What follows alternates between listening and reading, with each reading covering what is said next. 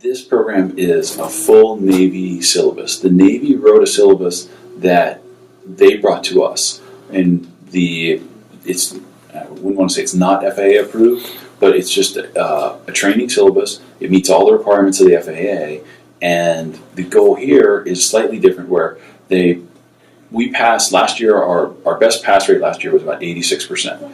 So 86% made it through last summer, and of the 86%, the 86% soloed, meaning they took off and flew an airplane with nobody else in it by the end of their 1 month of training.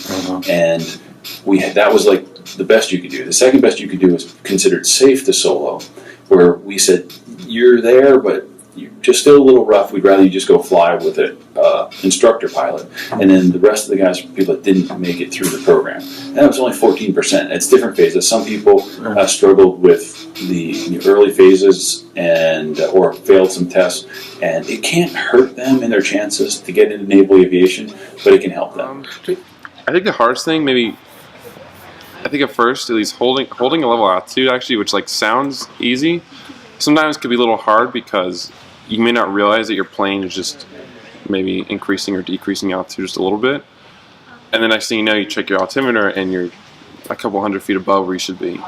So, oh no, I gotta fix it. I mean, it's a quick fix, but yeah. I mean, honestly, at first you just forget one thing and then you'll come back to it later. It just calls for a larger correction, but it's really something that as we got to fly more, I think those little we start to miss things less and less. Basically what the Navy's done, they feel there's one thing that's not perfectly fair, is that the Naval Academy doesn't have the time, funding to let everybody in the whole senior class go through this program.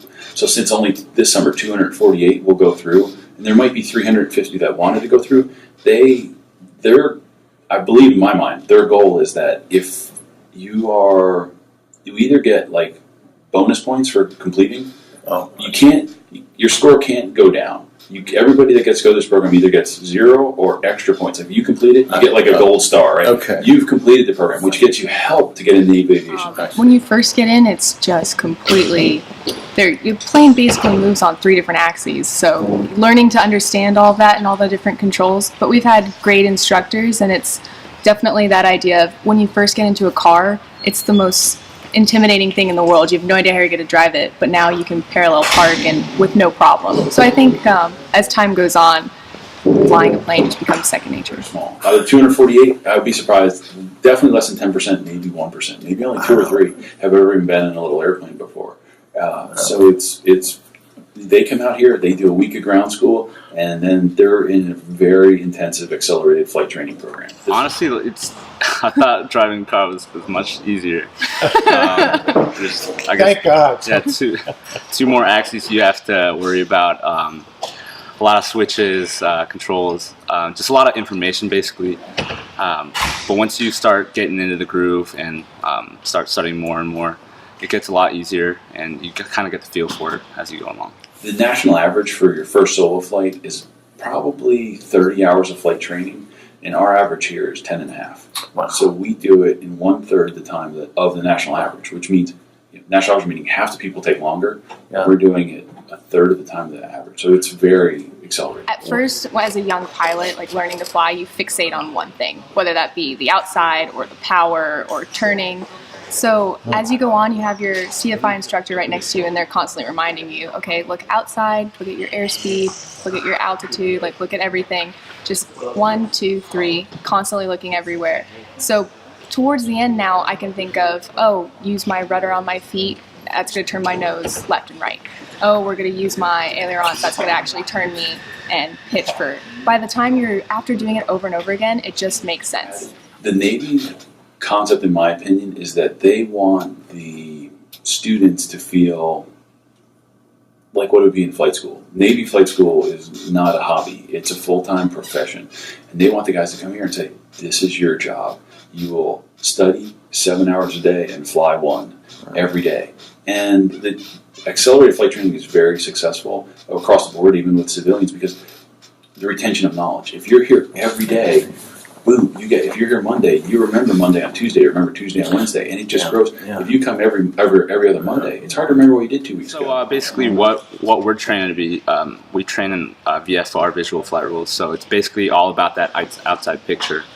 And with that outside picture, you can see where you're going to go, where you're going to end up going. So basically, at first it's a little difficult to understand, but once you get in the cockpit and do more, have more flight time, you get used to it. We have some people that they can read it in a book and go do it on their first flight, just like this. They're absolute natural, so much aptitude, it's unbelievable. And then there's other people that might get 100% on the test, and then they get in the airplane and they freeze up. They lock up. They can't divide their attention, and it takes a lot of coaching. And our instructors are very good at helping them figure out where to pay attention to. And you have to realize that sometimes the most apt students are just really easy to teach, but the other people, you have to really help them. It's not with the actual manipulation of the controls, it's with what do you need to be paying attention to right now. I would say the best thing that was ever told to me is that the plane wants to fly. It's designed to fly.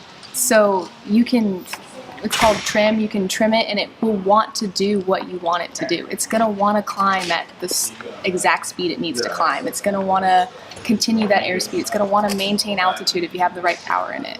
So yes, the plane is user-friendly, but at the same time, when you first come into it, you have no idea what any of this means. So yes, the plane is user-friendly, especially now because it's designed to do exactly what it's supposed to do.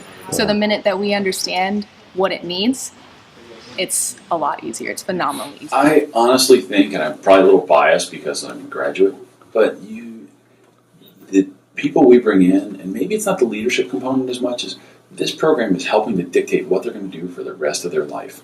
So if they're not serious about it, it can change the next 80 years for them. Whatever. They're either going to become pilot, naval aviators, go on and probably do something in aviation, or they're not. And so the people we bring here are the best students in the world.